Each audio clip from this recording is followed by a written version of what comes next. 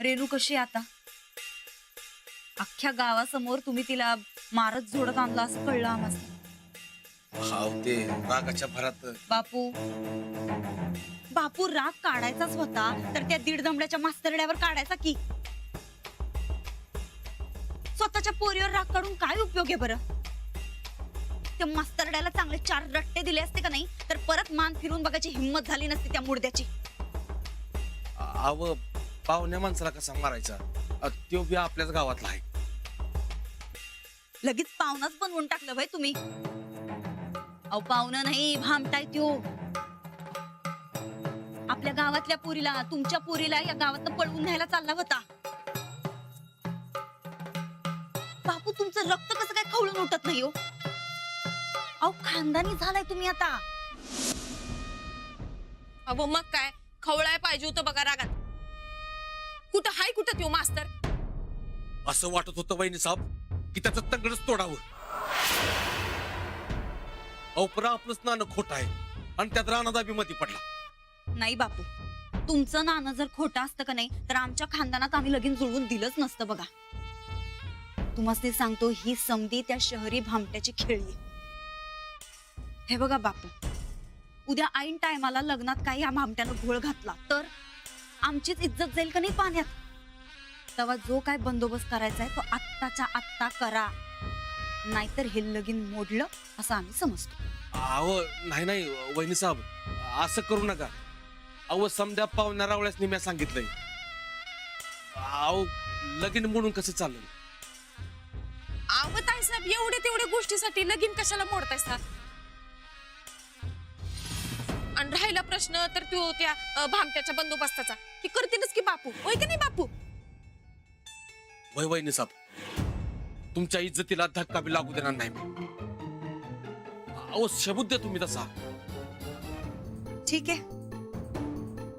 पण जे काय करायचं असेल ते लवकरात लवकर करा बापू. कुठं हाय कुठं त्यो भामटा? अहो आता अजून कुठं असणार? आता रानात शेतात आहे म्हणल्यावर तिकडेच असणार की त्यो बी. नाही, गोदक्कांनी फोन केलता, राणा भाऊजी कवाच निघाले शेतात. त्यो भामटा कोल्हापूरला निघाला असणार. हा म्हणजे तू कुठे तर वाटतच असणार बघा. मला एक डाव गाठ पडू दे, तोंड लावते बघा त्याला. त्या रेणूचं आयुष्याचं वाटोळ करायला निघालाय. मला तर अशा तोंडात शिव्या येतात का नाही ताई साहेब? राहू दे, तू राहू दे.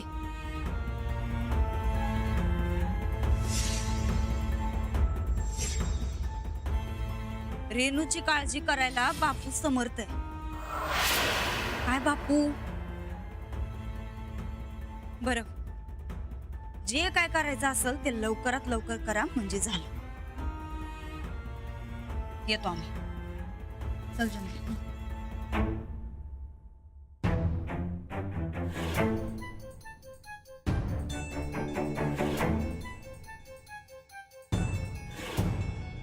लई चढण्यासारखं वागलेत बाप. 4 चौघात स्वतःची इज्जत जपण्याकरता मुलीचं आयुष्य खराब करताय. एवढं तरकटल्यासारखं का वागलेत तेच कळणं झालं. खरं तर हा प्रश्न शांतपणे बोलून सोडवायला हवा. हे त्यासनी कळलं पाहिजे ना व. तुम्हाला बोलल्यावर डोक्यातली तारच अटकली होती माझ्या. तुम्ही कुठं नादाला लावलंय रेणूला? जाऊ द्या, रागाच्या भरात बोलतो माणूस, आपण लक्ष नाही द्यायचं. अहो पण बोलायला काही रीत असते का नाही?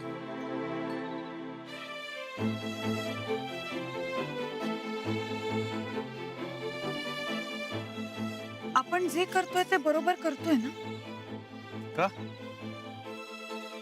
नाही म्हणजे बापू म्हणतात तसं आपण त्यांच्या घरगुती प्रश्नामध्ये जास्तच ढवळाढवळा नाही ना करतो.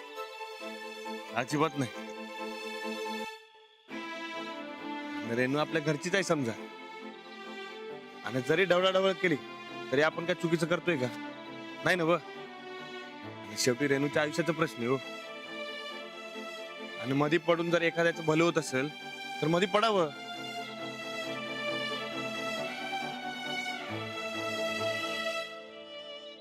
आतापर्यंत आपण आपल्या आयुष्याचे निर्णय घेत होतो, पण आता आपल्या निर्णयामुळे दुसऱ्याचं आयुष्य बदलणार. आपल्यावर जास्तच जबाबदारी आहे. अहो रेणू माझी बहीण आहे, तिचं चांगलं व्हावं एवढंच माहित आहे मला. हो. आणि तिच्यासाठी काय बी करायला तयार आहे मी. आणि तुम्ही जे काही कराल ते बरोबरच कराल याची खात्री आहे मला. मी तुमच्या सोबत आहे. मग झालं तर. अहो तुम्ही संकट असल्यावर कसली काळजीच नाही बघा. हा आपण हे प्रकरण लावून धरायचं काय, अजिबात आशा सोडायची नाही. नाहीच सोडायची. मला खात्री आहे बापूंचंही मन बदलेल. स्वतःच्या मुलीच्या चांगल्यासाठी तरी ते लग्नाला नक्की तयार होते. तसं झालं तर चांगलंच आहे. चला. रडू नकस ग, समजा ठीक होईल. रडू नकस. ए रेणू गप की आता. हे बघ रेणू, मला बाकीचं काय नाही ग. अगं पण त्या पोराचा पत्त्या नाही, आईबाचा पत्त्या नाही. उद्या काय झालं तर तू कुणाकडे बघणार सांग की. आणि शहरात राहणारी पोरं वागायला चांगली नसतात असं तर मला वाटते बघ. नाही हो बापू, हो राणादादा जयंताची परीक्षा घेतली. राणादा तुम्हाला हेच सांगत होता पण मी काय ऐकूनच घेतलं नाही. त्यात भारतच सुटला. माझ्या डोक्यात तिडक गेली की माहिती नव्हतं कसं होतंय ती. अगं माझं मला समजत नाही. बर ते समज जाऊ दे. हे बघ तुझ्यासाठी, तुझ्या खुशीसाठी मी हे लगीन मोडायला तयार आहे. पर मला एक डाव त्या पोरासंगड बोललं पाहिजे का? उद्याच बोला तुम्ही. अगं नग उद्या नग, उद्या वहिनीसा पाहुण्यास ते बोलवणार आहेत. काय असेल ते आजच उरकायला पाहिजे बघ. हे बघ मला एकदा खात्री पटली की नाही तर मी स्वतः मास्तरशी तुझं लगीन लावून देईन. मग तर झालं. तुम्ही खरं सांगायलाय बापू. हा होय. घे फोन घे आणि पाहुणे जर कोल्हापुरात असतील तर तिथं जाऊन मी त्यांच्याशी बोलतो. धर लाव फोन. अरे बापावर विश्वास ठेव की.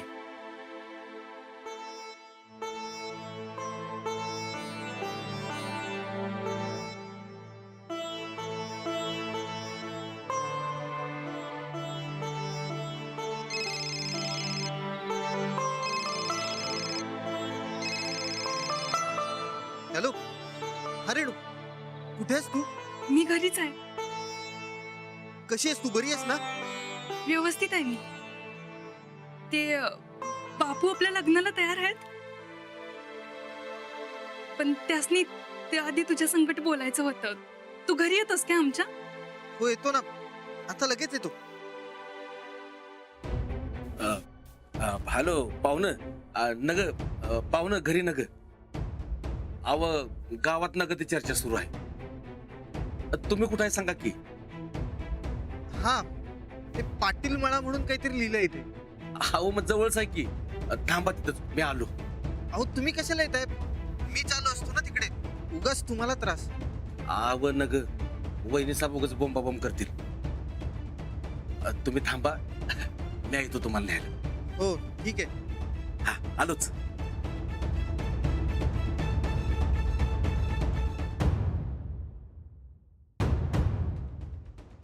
तुम्ही जेवण तयार करा तर मी पाहुण्यासनी भेटून येतो.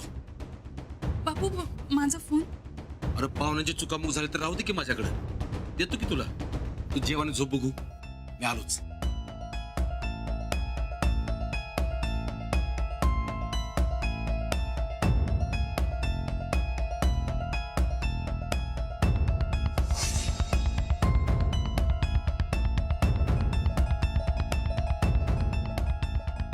आई, बापू असं कधी काठी घेऊन जातात का ग? काठी नाही.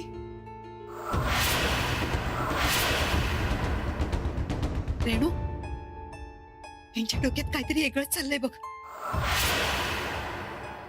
रानाला कळवाय पाहिजे. नील्या, पटकन रानादाकडे जा आणि त्याला सांग पाटलाच्या शेताकडे जा म्हणून. हो जातो. पटकन जा. काय कळणं झालंय. हे वागणं काही बरोबर नाही बापूचं. कसं समजवायचं ग त्यांना? कठीण आहे बघ. देवा, जयंतला काही होऊ देऊ नको. तुम्ही म्हणताय तसं बापू रेणूच्या आणि सरांच्या लग्नाला तयार झाला पाहिजे बघा. होतील, पण आता तुम्ही सगळे विचार मनातनं काढून टाका. दिवसभर खूप दगदग झाली आहे तुमची. आता मस्तपैकी जेवा आणि आराम करा. उद्या काय करायचं ते उद्याच बघू. तुम्ही म्हणशील तसं. चला. आनंदा, काय रे? रानदा ती ताईने निरोप सांगितले. कसला? बापू त्या सरांची गाडी शेताडी गेल्यात. काय? होय, जाताना काठी बी घेऊन गेल्यात. काय तर भानगड्यावर राहणार गोड बोलून बापून थांबून गेले सरांनी. राहणार काय तर करायला पाहिजे. चल लवकर. बापू तयार होतील असं म्हणाले होते मी, पण एवढ्या लवकर शक्यच नाही. काहीतरी गोंधळ नक्की आहे. मला बी काहीतरी गडबड वाटते. बापूच्या तर आहो, हे बघा, तुम्ही आज जावा, मी पटाक दिवशी जाऊन येतो. काय ते वाईट वांगा व्हायला नको म्हणजे झालं. अहो, पण आता एकटेच कुठे जात आहे? बघा, जावंच लागणार. अहो सर या भागात नवीन आहे. बर, मी पण येते. चल. नाही नको, या सर आजच्याला तुम्ही शेतात येणं बरोबर नाही. तुम्ही जावा. अहो पण हे बघा, मी असा गेलो ना असं आलो. जाऊ म्हणलं ना, आणि काय बी काळजी करू नका. बरं, तुम्ही सूरज भाऊजींना सोबत घेऊन जाता का? ते आलेत का? नाही बघते नको, येईसवर लय उशीर होईल. तुम्ही जावा, मी आलो लगेच. ए चल रा.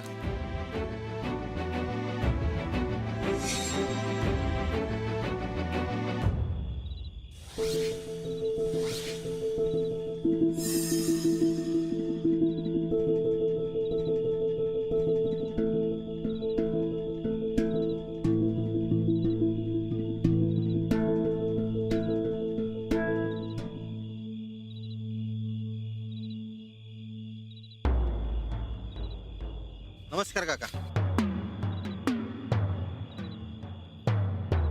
हे मास्तर, जर नमस्कार केला चुलीत, माझ्या पोरीच्या आसपास जरी फिरलास तर हात पाय तोडून हातात तीन. लक्षात ठेव.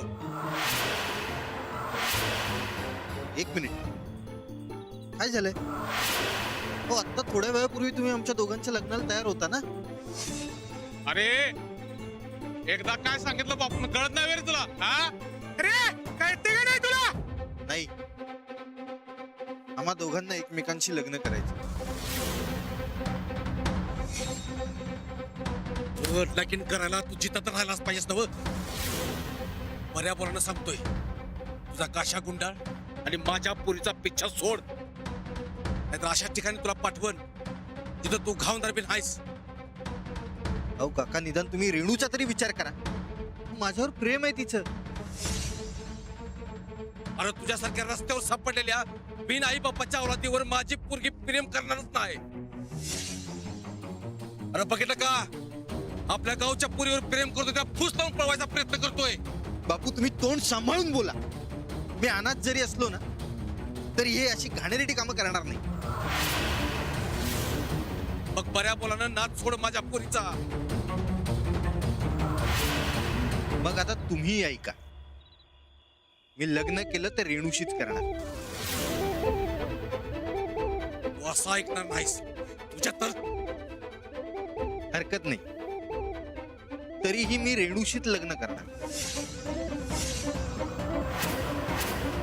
बघितलं का याची मस्ती? हा नाही आला.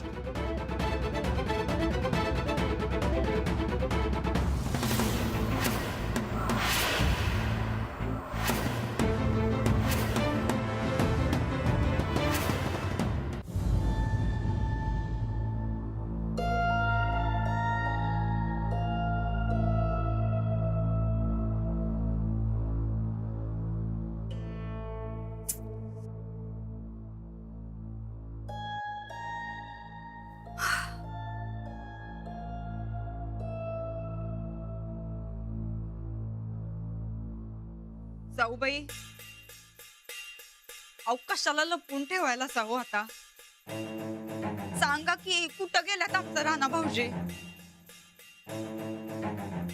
अहो काळजीनं जीव हैराण व्हायलाय हो आमचा.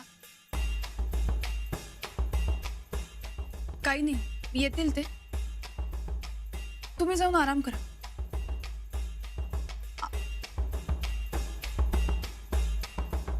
असं कसं आराम करणार हो आम्ही?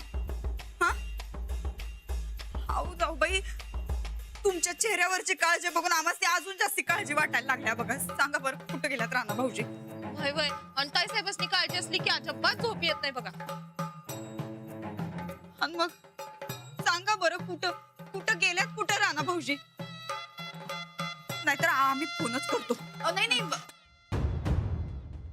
रेणूचे बाबा राजवाडे सरांशी बोलायला गेले आणि सरांना सोबत म्हणून हेही गेले. अगं बाई, अरे देवा, काय केलं असं तुम्ही हे जाऊ बाई? तुम्ही कशाला जाऊ दिलं हो राणा भाऊजीचे तिकडं?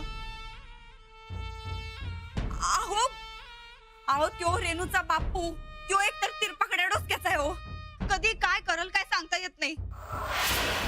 कशाला जाऊ दिलं बरं? खरं तर आडवाय पाहिजे होतं बघा तुम्ही. आणि मग जाऊ बाई, हे बघा, गावात कधी काय होईल काय सांगता येत नाही. रातच्याला असं गावात एकट्याने फिरू नये.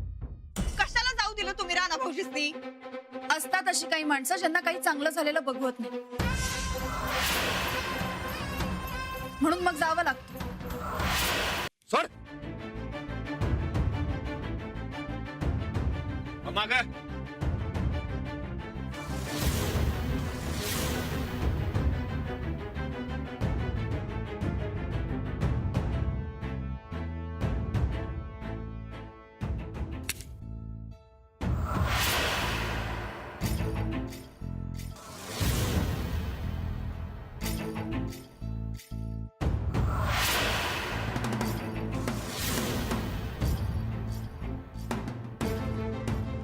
एकानं जरी हात उचलला, हात उभ्यातनं बाहेर काढन.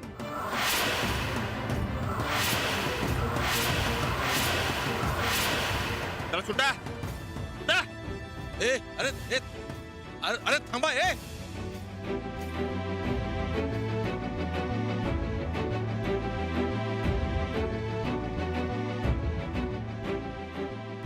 लागलं नाही ना? नाही, मी ठीक आहे. अरे बापू, अरे माणूस आहेस का हैवान? अरे आपल्या गावातलं पाहुण्यात ते एकट्याला गाठून मारते वय. अरे अक्कल कुठे घाण टाकली होती काय? राणादा, पाहुणा असेल तुझा, पण माझ्यासाठी माझ्या पुरीला पळवणारा भामटा यो. बापू, तुम्ही जो राग काढायलाय तो चुकीच्या पद्धतीने काढायलाय. माझ्या पुरीसाठी मी काय बी करन. काय बी बोलू नकास. हा, इथनं पुढं हात उचलायच्या आधी थाळ्या विचार करायचा काय? अरे त्यांनी जर तक्रार केली असती, फुकट तुरुंगात जावं लागलं असतं. अरे जाईन मी तुरुंगात, पण याचा खून करून खडी फोडायला लागली तर चालेल राणादा, पण माझ्या पुरी संकट ह्याचं लगीन होऊ देणार नाही म्या. तुला सांगून काय अर्थच नाही बघ. अरे मग कशाला सांगतो सारखं सारखं?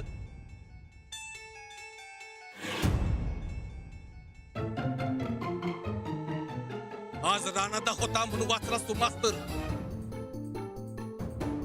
पण सरकार सरकार राणादा यांना नाही तुला वाचवायला. पुण्यांदा माझ्या पोरीच्या आसपास दिसलास तर नरडीचा खोट घेऊन म्या. बापू,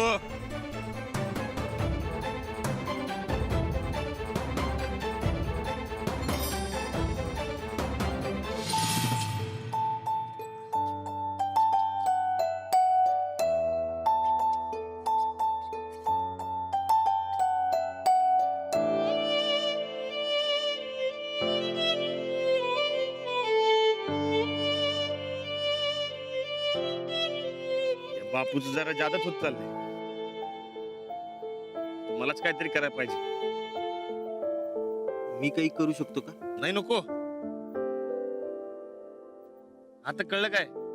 मी जोर बैठका का मारायला सांगत होतो ते, म्हणून सांगतोय रोज व्यायाम करत जावा. हो, हे इतकं सिरियस होईल असं वाटलं नव्हतं मला.